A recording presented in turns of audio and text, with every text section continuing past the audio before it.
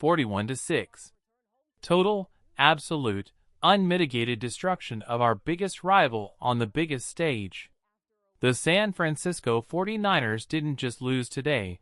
They were systematically dismantled, humiliated, and sent packing from the 2026 NFL playoffs in a game that was over before most fans even found their seats. If you are a Seahawks fan, smash that like button, subscribe to the channel, and share this video because days like this are exactly why we watch football. Can you believe the feeling in the air right now? This wasn't just a win. This was a statement to the entire National Football League. We are the #1 seed for a reason. There is a specific kind of magic that lives inside this stadium when the Seahawks hold the top spot in the NFC. History tells us one undeniable fact. When Seattle is the #1 seed, we do not lose before the Super Bowl. We just don't. You can check the record books, you can check the archives, but you won't find a single instance where this franchise dropped the ball at home with the road to the Lombardi Trophy running through the Pacific Northwest. And today? Today was the exclamation point on that legacy. Let's be honest with each other. Was there ever a moment where you felt nervous? Was there ever a single snap where it felt like San Francisco belonged on the same field as us? From the opening whistle, the gap in intensity, execution, and pure desire was canyon-wide. We didn't just beat them, we broke their spirit. We took a team that people have been hyping up all year and made them look like a junior varsity squad trying to keep up with the varsity starters. It is rare to see a playoff game turned into a blowout of this magnitude, but when it happens against the 49ers, it tastes just a little bit sweeter, doesn't it? The catalyst for this entire avalanche was the man with the rocket boosters in his cleats. Rasheed Shaheed. We have to talk about the start of this game. 12 seconds. That is all it took. 12 seconds for Shaheed to register on the seismograph and cause another literal earthquake in Seattle. We have been waiting for that signature moment, that flash of lightning that reminds everyone of the Percy Harvin days. But frankly, Shaheed is carving out a legacy that is entirely his own. He caught that ball, saw the lane, and it was over. 7-0 before the 49ers offense even touched the grass. When you start a playoff game like that, you aren't just putting points on the board. You are stealing the soul of the opponent. You could see it on the San Francisco sideline. They were shell-shocked. They were already defeated. But let's pivot to the offense, because what we saw today was a masterclass in bullying. The rushing attack was, without a doubt, the best we have seen all season. And it couldn't have come at a better time. Kenneth Walker III was playing a different sport today. We aren't talking about just getting a few yards here and there.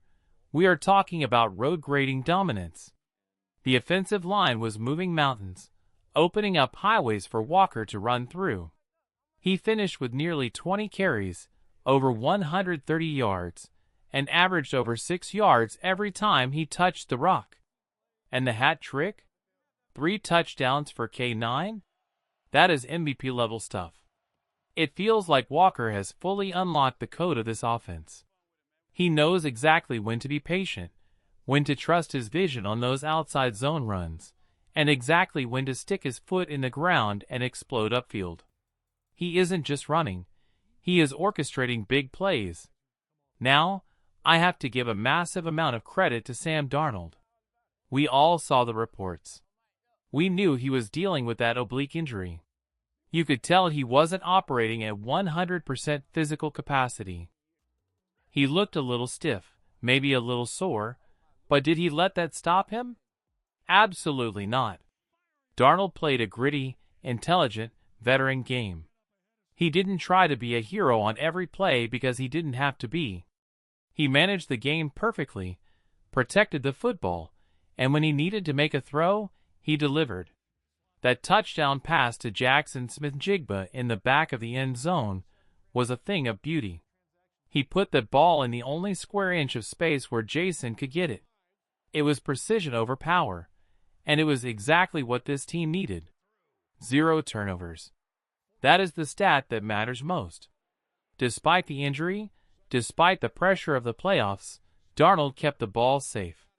When you pair 0 turnovers with a run game that is averaging 6 yards a carry, you are going to win 99% of your football games. And this brings me to something I want to hear from you guys about. We know Darnold is banged up, and we know the defense is elite. So, here is the question of the day. Do you think the Seahawks can win the Super Bowl if Sam Darnold stays at this current health level, relying strictly on this defense and Kenneth Walker? Or does he need to be 100% for us to hoist the trophy? Let me know your honest thoughts in the comments below, because his health is going to be the biggest storyline moving forward. Now, let's talk about the other side of the ball, because the 49ers offense looked like they were trapped in a nightmare. Brock Purdy was fighting for his life out there. I almost felt bad for him. He was running around like a chicken with its head cut off, constantly under duress, constantly getting hit. The stats might show San Francisco had some yardage, but don't let those numbers fool you. Those were empty calories. They were moving the ball between the 20s when the game was already out of reach, but the moment they got close to scoring, the door slammed shut. The Seahawks' defensive front was terrifying. DeMarcus Lawrence was a man possessed. Sacks, tackles for loss, forcing fumbles, he was unblockable. And then you have Big Cat, Leonard Williams, just wrecking the interior. That 4th down sack he had was the nail in the coffin. It gave the ball back to our offense on a silver platter. San Francisco had no answers. Even Christian McCaffrey, who usually terrorizes defenses, was rendered completely useless. He averaged barely over 3 yards a carry before he had to exit with that shoulder issue. By the time he tried to come back, it didn't matter. The game was gone.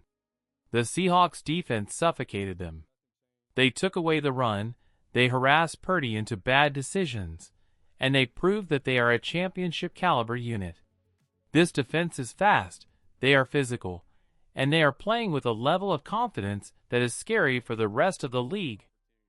When you have a pass rush that can get home with just 4 guys, and you can drop 7 into coverage with athletes like Devin Witherspoon lurking in the secondary, it is nearly impossible to score on us. 6 points allowed in a divisional playoff game? That is the standard. So where do we go from here?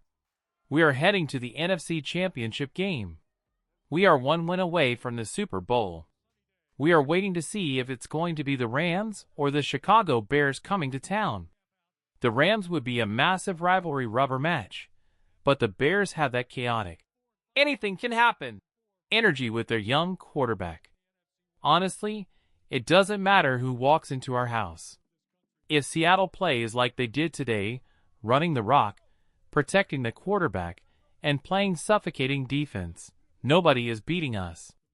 We need to keep an eye on the health of the squad. Getting Darnold rested, checking on Charles Cross, making sure everyone is ready for war next week. But for now, enjoy this. Soak it in. We just embarrassed the 49ers. We just reminded the world who runs the NFC West, and we just punched our ticket to the next round. This team is special, and this ride is far from over. Go Seahawks!